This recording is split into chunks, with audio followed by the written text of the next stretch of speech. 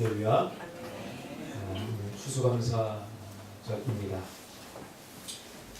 추수감사절 맞아서 인천에서 드리는 게 마지막 무대인데 마지막이라는 이야기를 쓰지 않고 이렇게 추수감사절로 지킬 수 있어서 너무나 감사합니다.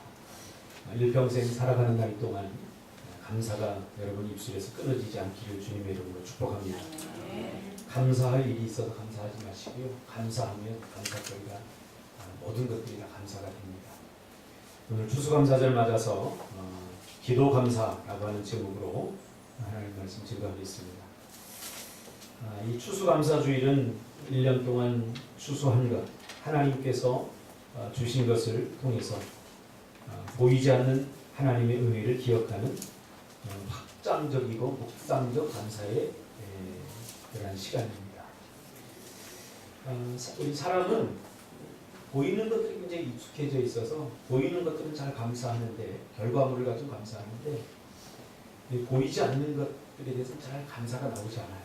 그래서 이 보이는 결과물을 통해서 보이지 않는 하나님의 은혜를 기억하라, 그런 의미에서 추수감사절이라고 하는 것은 확장적이고 묵상적인 감사의 절기다, 이렇게 이야기할 수 있는 거죠.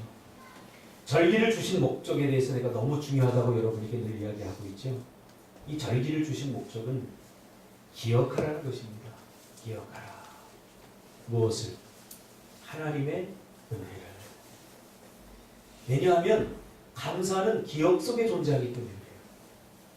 지금도 제가 이렇게 살아오면서 이번 주에도 제가 마무리를 하면서 몇 분한테 카톡을 이렇게 받았어요.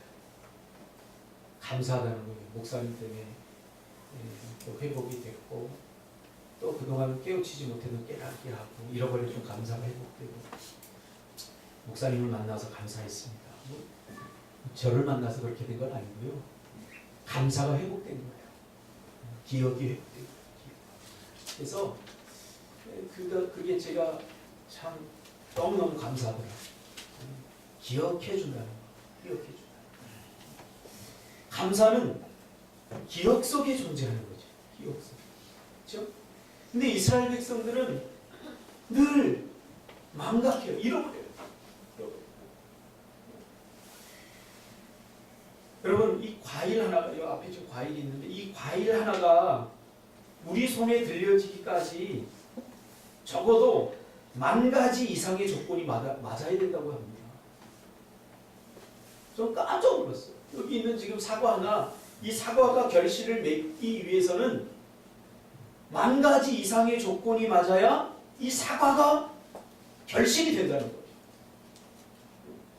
때를 따라 햇빛이 비춰지고 또 때를 따라 비가 내려야 되고 뿐만 아니라 수많은 벌레들과 여러 가지 이 문제들 속에서 10,000가지 이상의 조건이 맞아야 이 사과 하나의 결실을 한다고 생각한다면 이게 감사하지 않을 조건이 없다는 거예요. 사과 하나의 결실을 가지고. 그 중에 어느 하나라도 맞지 않으면 이 과일로서 결실로서 존재할 수 없다는 거죠. 중간에 썩어지거나 말라 비틀어지거나 떨어지거나 아예 꽃이 필 때, 발아할 때 발아조차 하지 못하게 되면 사라져버리는 거죠. 근데 이 사과 하나의 결실이 맺혀지기 위해서는 10,000가지 이상의 조건을 하나님께서 맞게 하셨다는 거예요. 이거 하나만으로도 충분히 은혜가 됩니다. 여러분이 오늘날 지금 여기까지 오게 한 것은 내가 잘나서가 아닙니다. 여하튼 하나님께서 10,000가지 이상, 수십만 가지 이상의 조건을 맞게 하셔서 주무시지도 아니하시고 졸지도 아니하시며 우리를 보호하시고 지키시고 인도하셨다는 사실을 여러분 절대로 잊어서는 안 됩니다.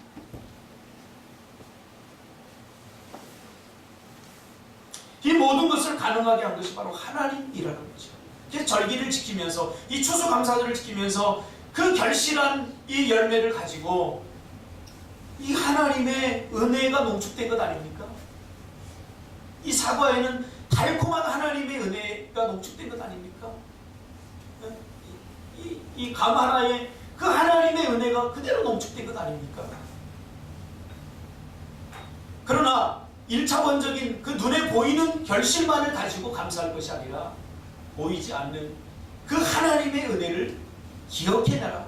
이것이 묵상적 감사고 확장적 감사입니다. 하나에 그치지 말라는 거죠. 우리는 이미 마태복음 6장에서 분명히 보고 듣고 깨달았습니다. 마태복음 6장 26절에 공중의 새를 보라. 심지도 않고 거두지도 않고 창고에 모아 들이지도 아니하되 너희 하늘 아버지께서 기르시나니 너희는 이것들보다 귀하지 아니하냐.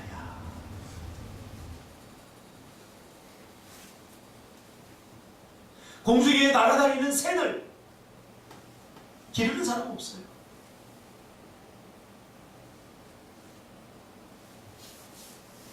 하나님께서 우리를 새보다 귀하다고 말씀하시고 28절에 또 너희가 어찌 의복을 위하여 염려하느냐. 들의 백합화가 어떻게 자라는가 생각하여 보라. 수고도 아니하고 길쌈도 아니하느니라.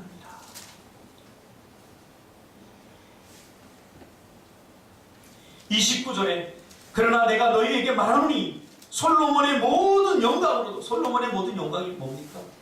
인간에 의해서 조작된, 인간에 의해서 만들어진 그러한 것들, 얼마나 화려하고 얼마나 멋집니까? 솔로몬 시대의 장식품들, 솔로몬 시대의 건축물들, 솔로몬 시대의 그 문화적 성장들 얼마나 대단하고 화려합니까?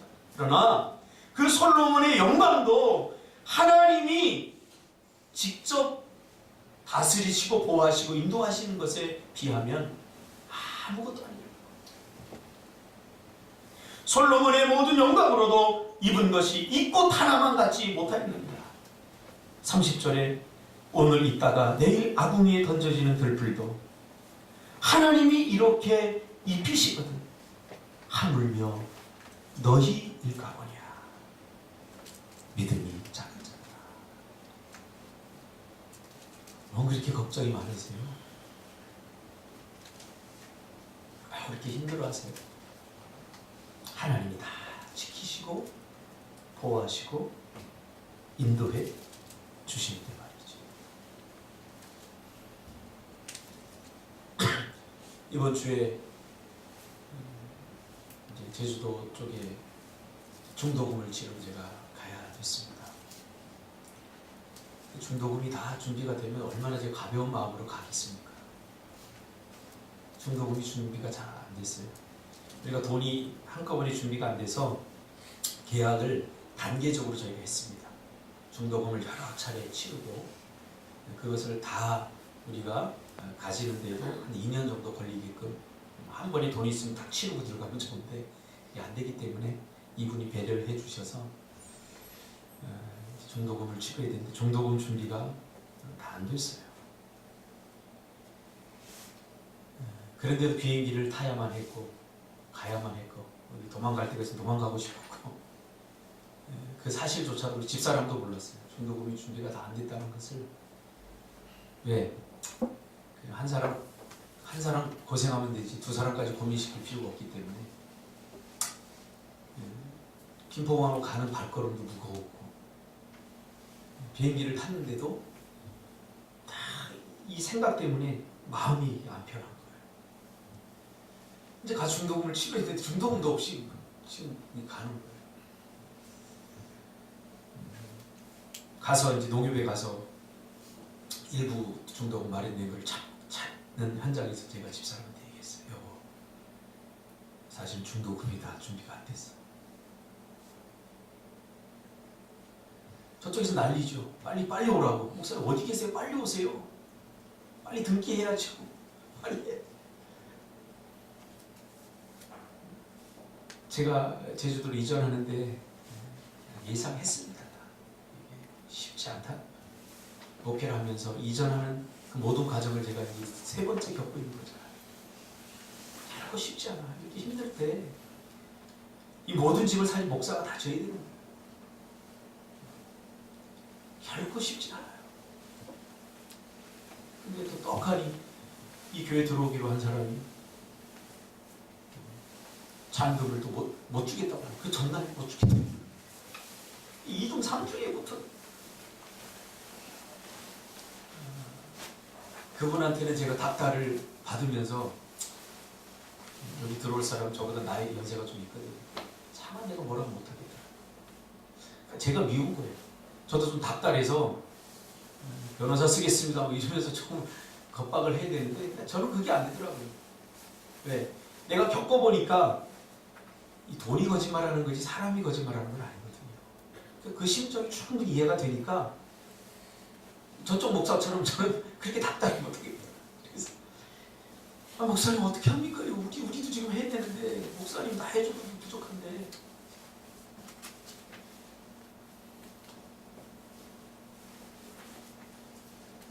하나님이 주신 말씀이에요. 마태복음 6장.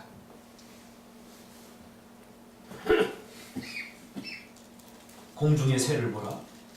심지도 않고 거두지 않고 창고에 모아들이지도 아니하되 너희 하늘 아버지께서 기르시나니 너희는 이것들보다 귀하지 아니하냐.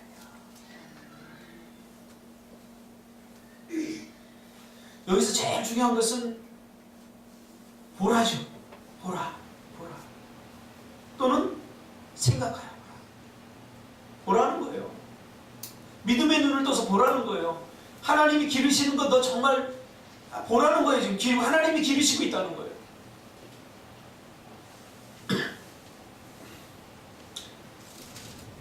그만큼 하나님께서 세밀하고 정교하게 우리를 보호하고 지키시고 인도하시고 계시죠. 우리가 생각하는 것처럼 하나님은 우리에게 무관심하거나 무책임하지 않다는 거예요.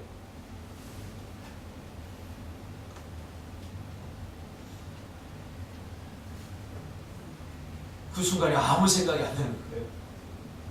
그래서 막 여기저기서 끌어모으고 그래도 안 되는 거예요.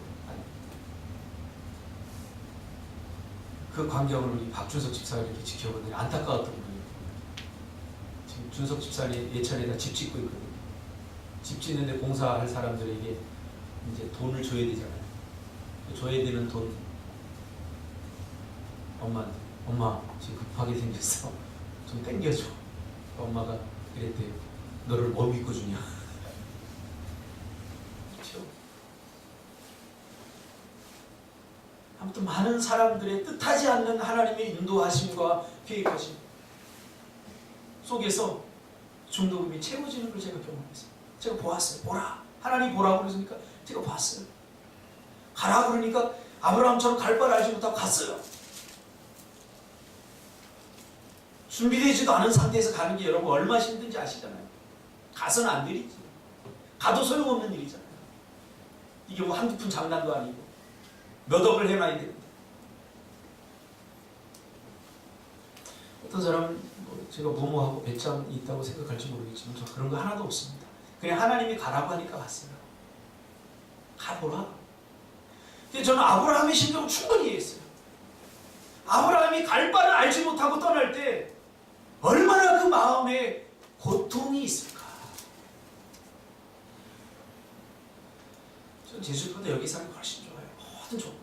저는 5년 동안 정탐을 제주도를 해봐서 제주도가 얼마나 살기 척박한 곳인지 사람들의 인심이 얼마나 험난한 곳인지 저는 경험했기 때문에 하나님이 가라고 하니까 갈 바를 알지 못하고 가는 거죠.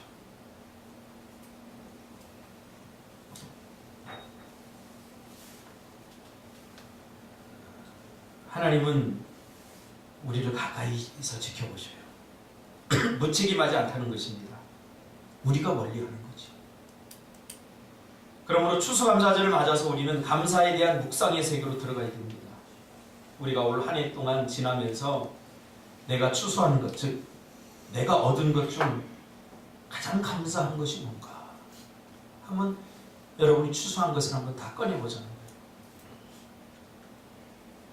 저는 올 한 해 지나면서 내가 추수한 것 중에 가장 하나님 앞에 감사할 수 있는 결실이 뭘까에 대해서 묵상하면서 이 설교를 준비했습니다. 그랬더니 딱 한 가지로 그게 뭐냐면 바로 기도의 현장을 직접 보고 경험하게 하신 결실입니다. 늘 말로는, 그리고 정말로 뼈저리게 기도해야 된다라고 제가 외치면서 기도의 중요성에 대해서 제가 강조를 했지만 올해만큼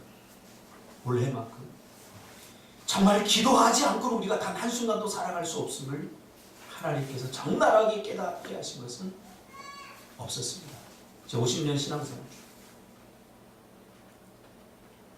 올 한 해 지나가면서 내가 추수한 것 중에 정말로 감사한 것은 기도의 현장을 직접 경험하게 하신 것입니다. 저는 올 한 해 기도의 영향력, 기도의 힘, 기도의 결과물을 하나님께 직접 보게 하셨어요. 오늘 본문은 바로 그런 내용이죠. 바로 모세처럼 눈앞에서 보게 하셨어요. 기도하지 않고 어떻게 살 수 있지? 내가 기도하지 않고 그동안 어떻게 살았지? 산 게 아니에요. 산 게 아니에요. 마귀에게 까불린 거예요. 까불린 거예요. 기도하지 않으면 마귀에게 까불려요. 사단이 원하는 대로 삶을 살 수밖에 없어요. 내 기분, 내 감정, 내 모든 생각, 내 삶의 행동 하나도 다 사단에 의해서 밀가루 까불리게 되는 거예요. 오늘 모세가 그걸 지금 목도하잖아요. 오늘 본문은 우리가 너무나 잘 아는 아말렉과의 전쟁입니다. 아말렉은 이스라엘 백성들이 출애굽을 할 때 몰래 따라 나섰던 그런 혼혈족입니다. 유대인과 이방족서 결혼해서 이렇게 혼혈족으로 돼요. 사실은 이방인이죠. 신명기 25장 17절 18절에 따르면 이스라엘 백성들이 광야로 이렇게 행진할 때 같이 섞여서 가지 않고 뒤에서 몰래 숨어서 따라오다가 먹을 것이 없으니까 앞에는 군사들이 서고 장정들이 서고 그리고 뒤에는 노인들, 어린애들, 약한 사람들, 불구자 뭐 이런 사람들이 뒤에 따라갔거든요. 그러니까 이 아말렉이 전면전을 하지 않고 앞에서 싸움 질 것 같으니까 뒤에 있는 약한 사람들, 여자들, 어린아이들 그런 사람들 공격하는 거예요. 공격해서 뺏어가는 거예요. 또 가장 피곤하고 지쳐있을 때 약한 사람들, 그런 사람들을 공격해서 탈취를 하는 거예요. 아주 비겁하고 비열한 짓이죠. 이것 때문에 아말렉 족속은 하나님의 진노를 사게 되고 진멸의 대상이 됩니다. 헤렘의 법칙 여러분 잘 알죠? 제가 그동안 강조했던 아주 싹 없애버리는 겁니다. 아말렉을 이 땅 위에서 하나님께 다 없애버려야 됩니다. 그렇게 하나님께서 결정을 하시죠. 왜요? 하나님이 이스라엘 백성들을 돌보시고 인도하는 것에 정면으로 도전했기 때문이죠. 이스라엘 백성 하나님이 지키시고 보호하시는데 아말렉이 뭐라고? 그것을 깨버리잖아요. 그것도 가장 치졸하고 가장 사악한 방법, 가장 비열한 방법. 그래서 모세는 더 이상 안 되겠다 하고 이제 전진하던 가나안으로 전진하던 발걸음을 멈추고 이 아말렉과 전쟁을 느리면서 하게 됩니다. 그러니까 오늘 본문이 그 내용이죠. 우리 안에는 이런 비열한 아말렉 근성이 다 있지 않습니까? 이 아말렉 근성이 우리 안에 다 있습니다.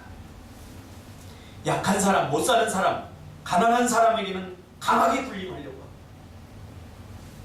강한 사람 앞에서는 한없이 비굴해지는 근성. 이거 아말렉 근성입니다.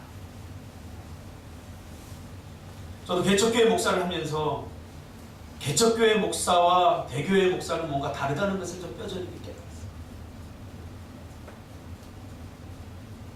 성도들의 인식 자체도 달라요. 가끔 교회 이렇게 오다 보면 큰 교회 다니는 권사님들이 와서 저희 이렇게 좀 안 됐다 그리고 제 등을 다 이렇게 두드려주면서 마치 불쌍한 거지 대하듯이 이렇게 대하. 여기는 성도가 몇 명이나 돼요? 해주면서 여러분 그러지 마세요. 그거 하나님이 보시는 방식이 아닙니다. 큰 교회 이렇게 목사님들 앞에서도 과연 그렇게 할 수 있을까?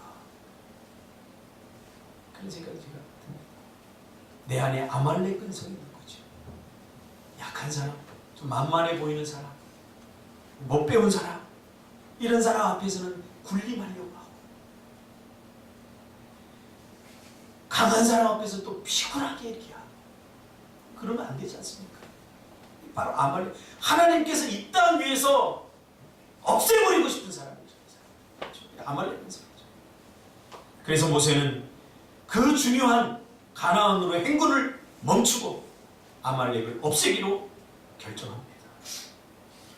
전쟁도 그냥 정규전이 아닙니다. 앞에서 맞서면 이스라엘이 이길 수 있는데 게릴라전입니다. 뒤에서 딱 치고 도망가버려요. 어디 있는지 몰라요. 가장 피곤하고 가장 힘들 때 그때 나타나서 또 이렇게 쳐요.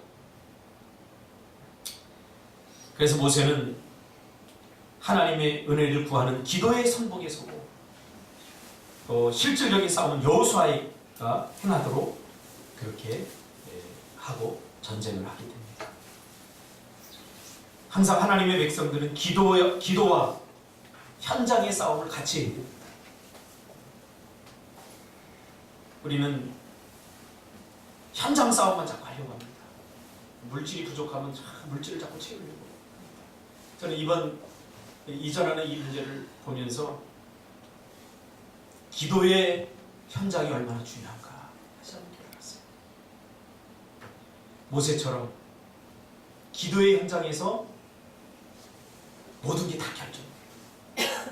여호수아의 그 싸움의 현장은 사실은 모세의 기도의 현장에서 다 결정되는 거예요. 오늘 본문이 나오지 않습니까? 모세가 두 손 들고 기도할 때 이스라엘 백성들이 아말렉을 쫓아서 이기고 승리하는데 이 기도의 손이 내려지니까 여호수아가 쫓기게 됩니다. 그러니까 기도에서 다 결정되는 거예요. 우리가 아무리 분주하게 열심히 하고 다 의미 없어요. 이 두 가지가 같이 가야 돼요. 기도의 현장이 살아야 되고 우리의 실질적인 현장이 또 살아야 돼요. 기도만 해서는 안 돼요. 나가서 싸우기도 해야죠. 오늘 본문이 그것을 보여주고 있습니다. 그러니까 눈앞에서 모세의 눈앞에서 지금 보는 거예요. 손 들고 기도하면 이스라엘이 승리하는 걸 지금 시각적으로 보는 거예요. 그리고 피곤해서 손이 내려지면 또 다 쫓기는 거예요. 여러분 믿음의 눈을 떠서 이걸 보기 바랍니다. 우리가 단 하루도 한순간도 기도하지 않으면 여러분 쫓기게 돼요. 물질에 쫓기고 여러 가지 근심과 염려, 걱정에 다 쫓기게 돼요.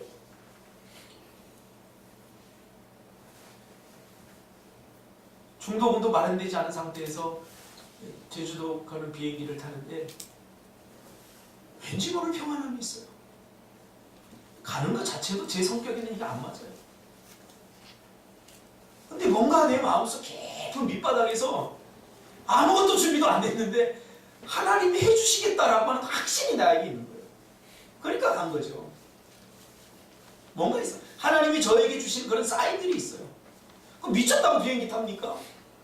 가서 모욕당하고 그쪽에서 변호사까지 사서 이 모든 물질적인 책임을 다 물리겠다고 하고 계약 파기하고 다른 사람하고 계약하겠다고 하고 막 으름장을 놓는데 가게 되는 거예요. 가게 되는 거예요.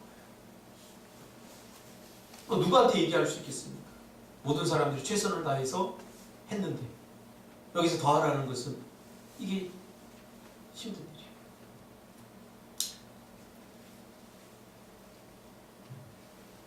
믿음이 약할 때는, 믿음이 없을 때는 보이는 것만 믿으려고 하고 보이는 것에만 반응합니다. 그러나 믿음의 세계는 보이지 않는 것에 대한 반응을 요구합니다. 우리는 결과물을 갖고 항상 결과물이 있어야 뭔가 움직이려고 합니다. 믿음이란 말 자체는 그게 아닙니다. 믿음은 바라는 것들의 실상이요 보이지 않는 것의 증거로 나타납니다.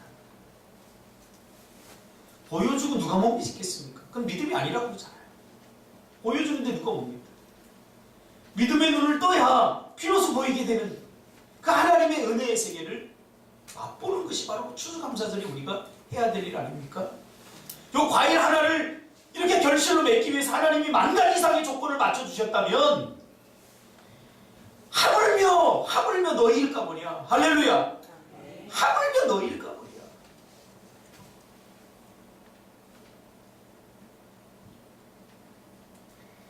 그런데 문제는 이 전쟁이 쉽게 끝나지 않고 장기전에 돌입하면서 생깁니다. 하나님께서 한 번에 딱 없애버리면 이 전쟁이 깔끔하게 딱 끝나고 하나님께 영광이 돌려질 텐데 쉽게 끝나지 않아요. 계속 이것이 왔다 갔다 하면서 계속 장기전으로 돌입합니다. 그러다 보니까 모세가 이거 기도하는데 지쳐버리는 거예요. 눈앞에서 지금 보이거든요. 이 기도의 손을 내려놓으면 이스라엘이 지는 거예요. 근데 내려올 수밖에 없는 그런 상태가 된 거죠. 이럴 때 우리는 육신이 약하여라는 표현을 씁니다. 아무것도 하지 않으면서 육신이 약해서 못합니다. 거짓말쟁이들이에요. 모세처럼 그 기도의 손이 지팡이를 들고 모세의 지팡이가 얼마나 무거워요. 그래 두 손만 들었다고 생각하면 안 돼요. 오늘 모세가 지팡이를 들었다고 해요. 이렇게 손 들고 있는 것도 힘든데 그 무거운 지팡이, 학자들에 의하면 12kg 이상 되는 그 지팡이를 들고 기도했다고 생각합니다. 이게 몇 시간이나 할 수 있겠습니까? 장기전에 돌입되면서 이게 내려오면 뼈는 뻔히 지는데도 이게 내려가는 거야, 자동적으로. 이때 쓰는 말이 육신이 약하다. 이게 육신의 한계입니다. 뭐 해야 할 거 아무것도 안 하면서 육신이 약해서 노력도 안 하고 아무것도 안 하면서 육신이 약해서 그러면 안 됩니다.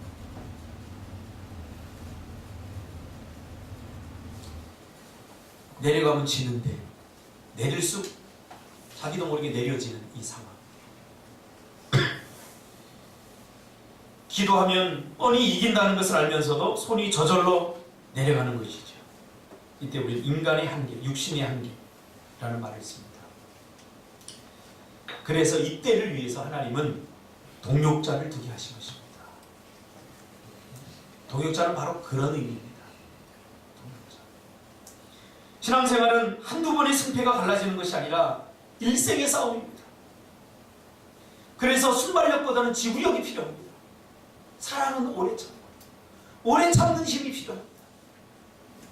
한두 번 잘하는 게 이게 중요한 게 아니에요. 한두 번도 잘해야 되겠지만 오랫동안 버티고 견디는 것, 이게 더 중요합니다. 어떤 사람들은 한두 번은 잘하고 또 어느 선까지는 잘하는 사람이 있는데 오래 가는 데는 좀 약한 사람이 있어요. 이제 우리는 오래 하는 법을 이제 훈련했고 뭐든지 오래 하는 것. 우리 젊은이들이 특히 조심해야 될 것이 인생 한 번 살고 말 것처럼 불태워버리는 사람이 있습니다. 또 사람을 만나더라도 한 번 만나고 다시는 안 만날 사람처럼 그렇게 대하는 사람이 있습니다. 아닙니다. 어디서든 반드시 만납니다. 다시 만나게 되고 다시 보게 되고 다시 직면하게 됩니다. 그럴 일 절대 없을 것 같죠? 아닙니다. 어떤 목사님이 저에게 대해서 아주 한 번 보고 말 사람처럼 신랄하게 저에 대해서 막 욕하고, 제가 전화로 별소리를 다 듣어서 너 앞으로 목회 내가 못하게 할 거야. 인천에 발도 못 붙이게 할 거야. 그럼 저를 모욕하고 저를 힘들게 했던 그 목사님을 서북지역 체육대회 가서 봤어요. 그래서 제가 한때 모셨던 목사님이 제가 인사드리려고 눈을 마주쳤어요. 이렇게 태안 집사하고 나처럼 마주치고 제가 가니까 눈을 싹 펴고 저를 도망가더라고요.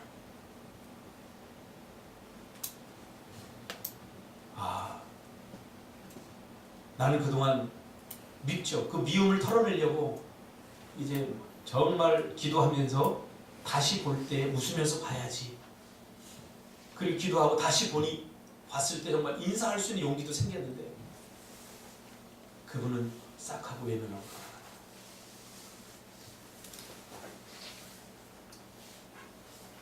언젠가는 그분 아들도 목회를 하니까 저를 보겠죠. 한 번으로 끝나는 게 절대 아닙니다. 그래서 여러분 마음에 상처 준 사람들 찾아가서 사랑 수고하세요. 한 번으로 끝나는 게 절대 아닙니다. 하나님이 그렇게 하지 않으시고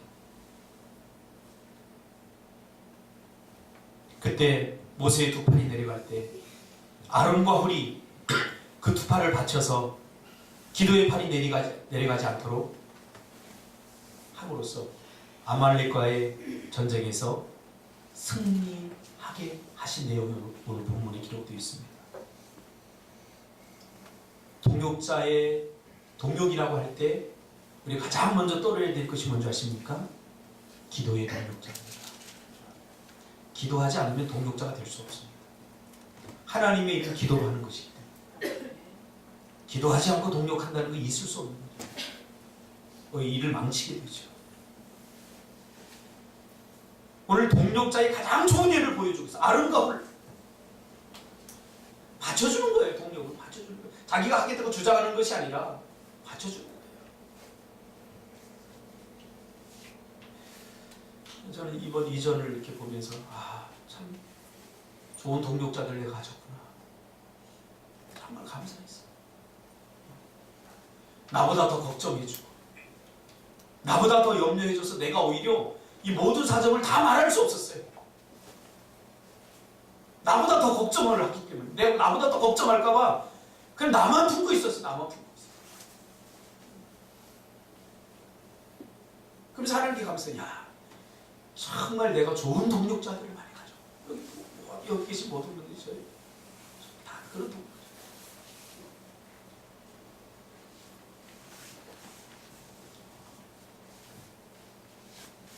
인생은 절대로 혼자 살 수 없습니다. 하나님이 그렇게 만들어 놓으셨기 때문에 같이 더불어 사는 거죠. 같이가 안 되면 행복을 느낄 수 없어요. 같이. 저도 아무리 힘들어도 집에 들어가면 막 웃게 돼요. 왜냐면 우리 애들이 3명인데 우리 셋째는 정말 가장 어려울 때 났어요. 우리 교회 이전하고 정말 제일 힘들 때 예상보다 일찍 튀어나왔어요. 그때 생각하면도 쉽지 않아요. 그 순간들. 가장 힘들 때. 그래서 그 아이가 딱 아이를 가졌다고 했을 때 기뻐해야 되는데 저와 집사람은 기뻐할 수가 없었어요. 요즘 세대 누가 쌀 떨어져서 밥을 못해 먹어요. 그랬더니까요. 그때 아이를 가진 거예요.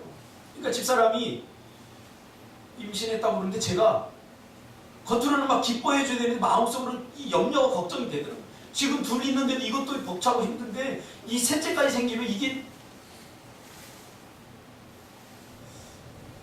근데요 그 아이가 나에게 요즘 얼마나 큰 위로가 되어 기쁨을 주는지. 제가 며칠 전에 예원아 아빠가 힘들어 그랬더니 어이구 그래 쪼여 내 새끼 엉덩이를 재우고 뭐가 알겠어요 걔가. 아이고 힘냈죠요 이러면서 이렇게 툭툭 때려줘. 하나님께서 다 예배해 놓으셨어요. 걱정하지 마세요. 하나님께서 다 준비해 놓으셨어요. 하물며 그리고 사람을 소중하게 여기시고 하나님이 주신 시간들을 귀하게 여기세요. 모든 것은 시작이 있으면 다 끝이 있습니다. 여러분 천년만년 살 것 같죠? 그렇지 않습니다. 이 땅의 삶은 잠깐입니다. 자꾸 싸우지 말고 사랑해 주세요. 이해해 주세요. 사랑해 주고 이해해 주세요. 그렇게 살아도 인생은 빨리 지나가요. 후딱 지나가버려요. 내 인생에서 가장 후회가 되는 게 그거예요.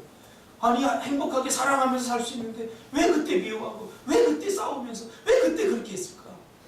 내가 누군가를 미워하면 그 순간부터 내가 힘들어지는 거예요. 내 삶이 파괴돼. 내 영이 곤고해져요. 그래서 사랑하라 이 말은 하나님이 나를 향해서 주신 축복이에요. 그 사람을 향해 주신 축복이에요.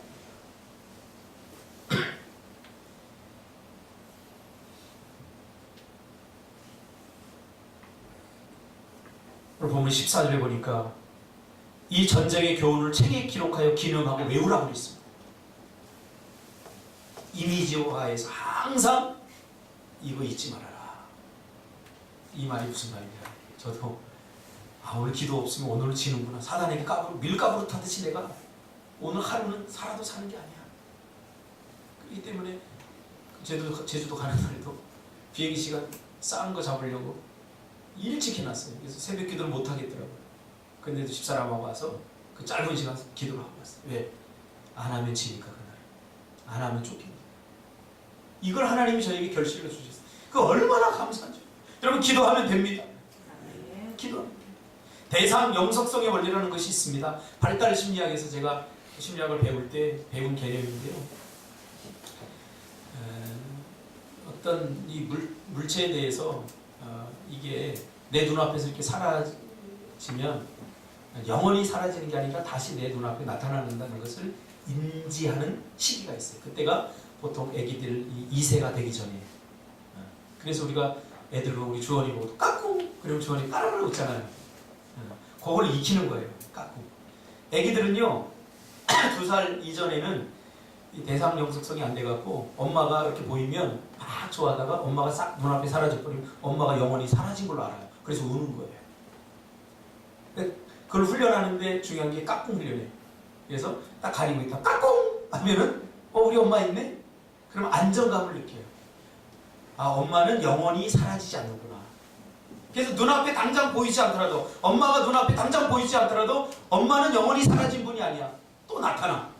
하는 이런 개념을 갖는 것이 대상 영속성이 원리라고 합니다. 근데 이것을 우리 신앙에 한번 적용을 해볼까요? 신앙에.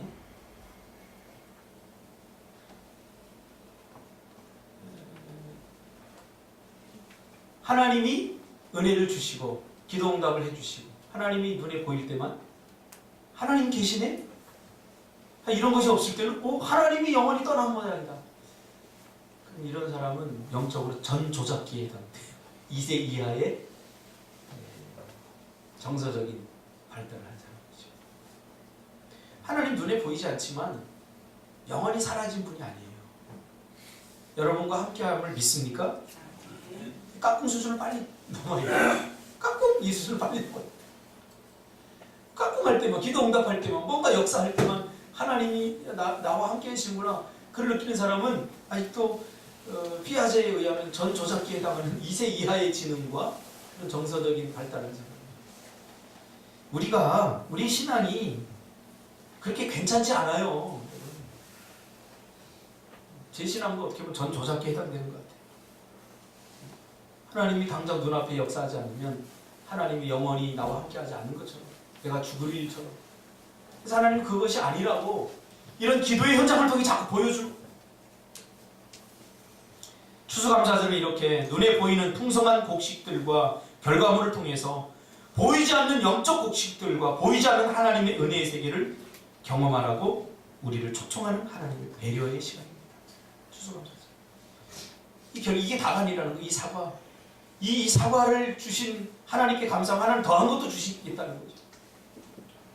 이 하나의 과일을 만들기 위해서 2만 가지 이상의 조건들을 맞춰주신 하나님은 더한 것도 우리에게 주신다는 거죠. 믿습니까? 네. 믿습니까? 네.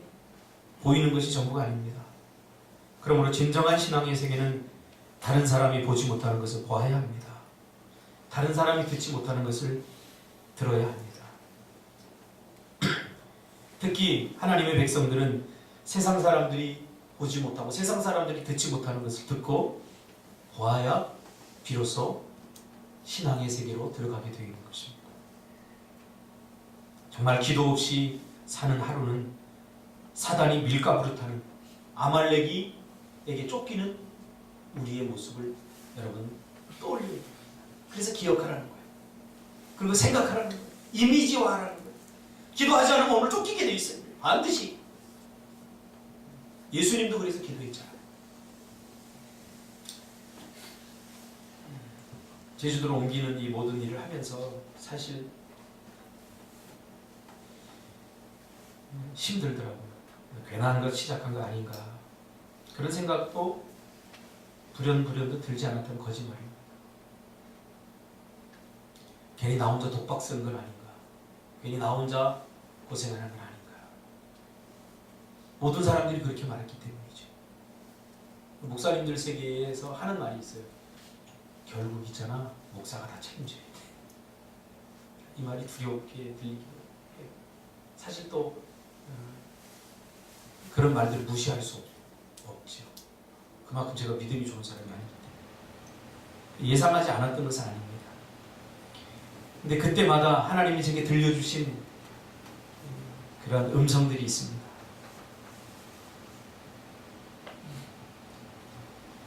아무것도 일어나지 않는 삶은 아무것도 하지 않고 있다는 것이다. 하나님 제게 들려주신 거예요. 제가 고민하면서 운전을 이렇게 하고 가는데 뭐 돈이 준비가 안 됐습니다. 하나님 그런데 저에게 신호등 앞에 딱 서 있는데 힘드냐? 뭘 하니까 힘든 거지. 아무 일도 네 삶에서 일어나지 않는 것은 네가 아무것도 하지 않다는 거야. 너는 그런 사람을 꿈꾸냐? 저게 질문하는 거야. 그러면서 아무 일도 없는 삶은 아무것도 아닌 삶이다. 그렇게 말해요. 충격을 받았어요. 아무것도 하지 않으면 아무 일도 일어나지 않는 게 편안할 수 있어요. 그러나 그것은 삶이 아니라는 거죠. 하나님의 백성으로서의 삶이 아니라는 거죠. 대부분의 세상 사람들이 그런 삶을 꿈꿔요. 평안한 삶, 아무 일도 일어나지 않는 삶, 아무 근심 걱정하지 않는 것은, 근심이 없다는 것은, 염려가 없다는 것은 아무 일도 하지 않는다는 거예요. 그러나 하나님의 일을 하려고 하면 이런 치열한 폭풍이죠. 카카오톡 개발자 서울대 출신 김범수 씨, 저보다 형이더라고요. 66년생이더라고요. 어리게 생겨서 제가 설교하면서 김범수 이 친구라고 하려고 하다 보니까 좀 양심의 가책이 찾아보니 양력을 조사해 보니까 66년생. 서울대 나왔어요. 산업대학 학사 나오고 서울대 대학원 나오고. 그 정도면 뭐 대기업에서 창창하게 편안한 삶을 살 수 있는데, 어느 강의 시간에 교수님이 한 말 때문에 자기는 편안한 삶을 포기하고 개발자로 전향을 하면서 카카오톡 개발했다고 그러더라고요. 그 교수님이 한 말 중에 배는 항구에 정박해 있을 때 가장 안전하다. 하지만 그것은 배의 존재 이유가 아니다. 그렇죠?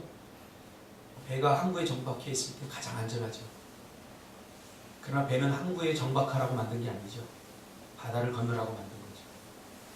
그래서 그 모든 편안한 이 조건들, 대기업에서의 스카우트 제의를 다 물리치고 영세한 게임 개발, 카카오톡을 개발하는 개발자로서의 삶을 시작했대요. 배의 가치는 항구에 정박해서 평안하게 있을 때가 아니라 거친 파도를 가르고 폭풍 치는 바다의 한가운데 지날 때 배의 가치가 나타나는 겁니다. 우리 인생의 가치도, 신앙의 가치도 잘 먹고 잘 살고 보장된 미래, 편안한 미래를 위해서 애쓰는 데 있는 것이 아니라 바로 하나님의 일을 하면서 만나게 되는 고민과 걱정, 염려들을 품고 기도할 때 그 가치가 나타나는 것입니다. 모아서 뭐 할 건데요? 속지 마세요. 하나님이 위로를 저에게 주시더라고요. 올 한 해 하나님이 제게 주신 가장 큰 수확물 중 으뜸은 바로 기도의 현장을 저에게 보게 하신 거예요. 여러분들은 어떤 것을 추수하셨습니까? 기도하는 것 자체가 도전정신이고 보이지 않는 세계를 인정하고 경험하는 것입니다. 이용설 집사님이 저에게 큰 힘을 주더라고요. 우리 교회가 좋았던 것은 이렇게 자꾸 도전하고 뭔가 새로운 개척을 하려고 해서 자기는 좋았다. 그런 고백을 저한테 해주셨는데, 저 오늘 어르신이거든요. 내일 우리 70 되신 분인데 사실은 그 정도 되면 그냥 편안하고 안락하고 교회에서 그저 이렇게 누리고 이렇게 뭔가 대접받고 하는 것을 좋아할 여지예요. 그렇게 한다고 해서 누가 뭐라고 할 사람도 없어요. 그만큼 지금까지 고생하고 힘겹게 신앙을 지켜왔기 때문에 당연히 그렇게 대접을 해줘야 돼요. 저분의 고백 속에서 그렇기 때문에 내가 꿈틀교에 등록을 했다 하는 소리를 듣고 제가 정말 큰 위로를 받고 힘을 얻었어요. 사람의 나이는 이런 물리적인 나이로 먹일 수 있는 것이 아니구나 하는 것을 제가, 이주영 집사, 저는 아버지를 동시에 너보다 더 젊은 친구하고 사는 거야, 같이. 할렐루야. 이왕 사는 거, 여러분 불평하고 원망하며 살지 말고 감사하면서 사시기를 주님의 이름으로 축복합니다. 여러분 찬양했으면 좋겠습니다. 항해자 344자.